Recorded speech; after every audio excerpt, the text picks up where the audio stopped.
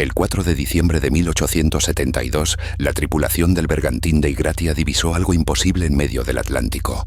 Un barco navegando errático, con las velas desplegadas. Completamente vacío. Cuando subieron a bordo del Mary Celeste, encontraron la mesa del capitán puesta para el desayuno. El café aún estaba tibio, pero de las 10 personas que habían zarpado de Nueva York un mes antes, no quedaba ni rastro. Ningún signo de violencia, ninguna nota, ninguna explicación, como si se hubieran desvanecido en el aire. El Mary Celeste era un bergantín de 2 mástiles, construido en Nueva Escocia en 1861, 103 pies de eslora, 282 toneladas. Un barco sólido, fiable, sin historial de problemas graves. El 7 de noviembre de 1872 zarpó del puerto de Nueva York rumbo a Génova, cargado con 1.700 barriles de alcohol industrial. Al mando, el capitán Benjamin Spooner Briggs, 40 años, marino experimentado, conocido por su profesionalidad y su profunda religiosidad. Le acompañaban su esposa Sara, su hija Sofía de 2 años y 7 tripulantes cuidadosamente seleccionados, marineros veteranos, hombres de confianza. Pausa 2. El último contacto conocido del Mary Celeste fue el 25 de noviembre, cuando otro barco lo avistó cerca de las Azores. Navegaba con normalidad. 9 días después, el capitán David Morehouse, del Dei Gratia, lo encontró a 600 millas al este de las Azores. Morehouse conocía personalmente a Briggs. Habían cenado juntos la noche antes de zarpar de Nueva York. Lo que encontró a bordo le helaría la sangre. Cuando los hombres de Morehouse abordaron el Mary Celeste, se encontraron con una escena perturbadora en su normalidad.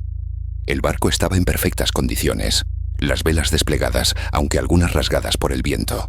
El timón, libre. La brújula, destruida. En la cabina del capitán, el sextante y el cronómetro marino habían desaparecido, instrumentos esenciales para la navegación. Pero lo más inquietante estaba en los detalles. Pausa 2. Sobre la mesa del capitán, una bandeja con desayuno a medio terminar. Tazas de café que, según los testimonios, aún conservaban algo de calor cuando las tocaron. En el camarote de Sarah Briggs, un costurero abierto con una aguja enhebrada. En la cocina, utensilios de cocina dispuestos para preparar la siguiente comida. El cuaderno de bitácora mostraba la última entrada fechada el 25 de noviembre a las 8 de la mañana. La posición, 100 millas al oeste de las Azores. Después de eso, silencio. La carga estaba intacta. Los 1.700 barriles de alcohol sellados, excepto 9 que se encontraron vacíos. Las pertenencias personales de la tripulación seguían en sus lugares. Ropas, pipas, tabaco, dinero. Nadie había huido llevándose nada. Pausa 2. Pero había señales inquietantes. En la cubierta, marcas profundas en la madera, como si algo pesado hubiera sido arrastrado con violencia. Las escotillas del cargamento, abiertas. Y el bote salvavidas, desaparecido. Un cabo cortado bruscamente colgaba de la popa, como si alguien lo hubiera seccionado con un hacha en medio de una emergencia desesperada. En la proa, la barandilla mostraba marcas extrañas, cortes limpios que nadie supo explicar. El agua en las bodegas alcanzaba poco más de 1 metro, cantidad insuficiente para justificar un abandono. El barco era perfectamente navegable. Pausa 2. Oliver Deveau, el primer oficial del Dei Gratia que lideró el abordaje, declaró más tarde algo que nunca olvidaría. Al entrar en el camarote del capitán, sintió una presencia. Las cortinas se movían sin brisa, y sobre el escritorio de Briggs encontró su pipa favorita, aún con tabaco fresco, como si hubiera planeado volver en cualquier momento. El caso llegó a los tribunales de Gibraltar en diciembre de 1872. La tripulación del Dei Gratia reclamaba derechos de salvamento, pero las autoridades sospechaban. ¿Y si había sido un motín? ¿Un asesinato premeditado? Se examinó cada centímetro del barco buscando sangre. Encontraron manchas marrones en la cubierta y en la espada del capitán Briggs. El análisis químico inicial sugirió que podría ser sangre. La teoría del crimen violento cobraba fuerza. Pero entonces llegó el primer giro. Pausa 2. Un análisis más detallado demostró que las manchas no eran sangre humana. Eran óxido mezclado con restos de fruta. La espada nunca había sido usada en combate. No había evidencia de violencia. Ninguna. Las autoridades quedaron desconcertadas. Si no hubo crimen, ¿qué demonios había pasado? En 2002, 130 años después del incidente, un equipo de científicos dirigido por Andrea Sella, químico del University College de Londres, realizó un experimento que cambiaría todo. Construyeron una réplica exacta de la bodega del Mary Celeste, con barriles idénticos de alcohol industrial. Lo que descubrieron fue aterrador. Pausa 2. El alcohol industrial que transportaba el Mary Celeste tenía una particularidad.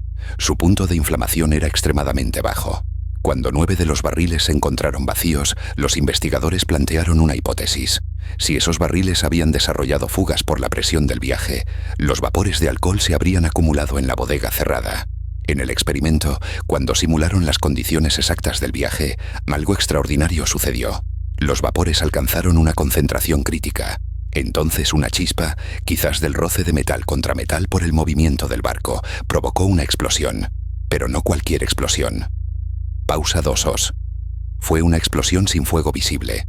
Una onda expansiva de presión que hizo saltar las escotillas con un estruendo ensordecedor, lanzando llamaradas que desaparecieron en segundos sin dejar marcas de quemaduras. Para la tripulación, habría parecido que el barco entero estaba a punto de estallar. El capitán Briggs, creyendo que el fuego se propagaría por toda la carga de alcohol, habría tomado la única decisión lógica: evacuar inmediatamente. Cortó el cabo del bote salvavidas con un hacha, embarcó a su familia y tripulación y se alejó del Mary Celeste atado por una cuerda de seguridad, esperando a que el barco explotara. Pero la explosión nunca llegó. Los vapores se disiparon. El Mary Celeste siguió navegando. Y entonces, el segundo giro. Una tormenta. Los registros meteorológicos de diciembre de 1872 muestran que un temporal azotó esa zona del Atlántico entre el 25 y el 26 de noviembre. Si el bote salvavidas estaba atado al Mary Celeste por una cuerda y la tormenta golpeó con fuerza, la cuerda pudo romperse. O el capitán, viendo que el barco no explotaba, intentó regresar. Pero las olas eran demasiado fuertes. Pausa 2. 10 personas en un bote salvavidas en medio del Atlántico, con una tormenta aproximándose. Sin el bote salvavidas nunca se encontró rastro. A lo largo de 150 años se han propuesto docenas de teorías, algunas plausibles, otras rozando lo absurdo. La teoría del motín fue la primera. Según esta hipótesis, la tripulación se habría rebelado contra el capitán, asesinado a todos y huido en el bote salvavidas. Pero no explica por qué dejaron intactas las provisiones, el dinero y el alcohol, que valía una fortuna. Además, Briggs era conocido por su buen trato a los marineros. Pausa 2000. La teoría del monstruo marino o el ataque de un calamar gigante tuvo popularidad en la época victoriana. Pero no hay daños estructurales en el casco, ni marcas de tentáculos, ni signos de lucha. La teoría del terremoto submarino sugiere que un seísmo pudo crear olas internas que hicieran creer a la tripulación que el barco se hundía. Geológicamente posible, pero no explica la explosión de las escotillas ni el pánico evidente. Algunos propusieron piratería. Pero los piratas habrían saqueado el barco, no lo habrían dejado intacto. La teoría de la tromba marina, un tornado marino que habría succionado a la tripulación de la cubierta, no explica por qué el bote salvavidas desapareció. Y luego están las teorías paranormales. Abducciones extraterrestres. Portales dimensionales. El Triángulo de las Bermudas, aunque el Mary Celeste estaba a miles de kilómetros de allí. Ninguna resiste el escrutinio científico. La evidencia moderna respalda la teoría de la explosión de vapores con más fuerza que cualquier otra. En 2007, el documental de la BBC The True Story of the Mary Celeste realizó pruebas adicionales. Confirmaron que una explosión de vapores de alcohol puede ocurrir sin dejar marcas de fuego, especialmente en espacios confinados. Los análisis del cuaderno de bitácora revelaron algo más. La caligrafía de la última entrada, fechada el 25 de noviembre, mostraba trazos apresurados, casi frenéticos, como si Briggs hubiera escrito con prisa. Pausa 2. Los registros del Tribunal de Gibraltar, digitalizados en 2015, muestran testimonios que durante décadas fueron ignorados. Un marinero del Dei Gratia declaró haber encontrado marcas de hollín en las escotillas, consistente con una explosión de gas. Pero el juez, convencido de que había habido un crimen, descartó el testimonio. La posición exacta donde se encontró el Mary Celeste también es reveladora. Estaba 200 millas al este de donde el capitán Briggs había anotado su última posición. Con vientos del oeste predominantes en esa época, el barco habría derivado exactamente en esa dirección durante 9 días. Las matemáticas cuadran. En 2020, oceanógrafos del EMITE modelaron las corrientes del Atlántico en noviembre de 1872. Concluyeron que un bote salvavidas con 10 personas, partiendo de la posición del Mary Celeste el 25 de noviembre, habría sido arrastrado hacia el sur, lejos de las rutas comerciales, sin posibilidad de rescate. Sus cuerpos perdidos en el océano para siempre. El Mary Celeste fue recuperado y volvió a navegar durante 12 años más. Pero su reputación estaba maldita. Ningún marinero quería tripularlo. Los seguros se negaban a cubrirlo. Cambió de dueño 17 veces. En 1885, su último capitán lo estrelló intencionadamente contra un arrecife en Haití, intentando cobrar un fraude de seguros. Incluso entonces, el barco se negó a hundirse completamente. Pausa 2. Hoy, los restos del Mary Celeste yacen bajo las aguas caribeñas, pero su misterio sigue vivo, porque hay algo que la teoría de la explosión no explica del todo. ¿Por qué el capitán Briggs, un marino con décadas de experiencia, no esperó unos minutos para confirmar que el barco realmente estaba en peligro?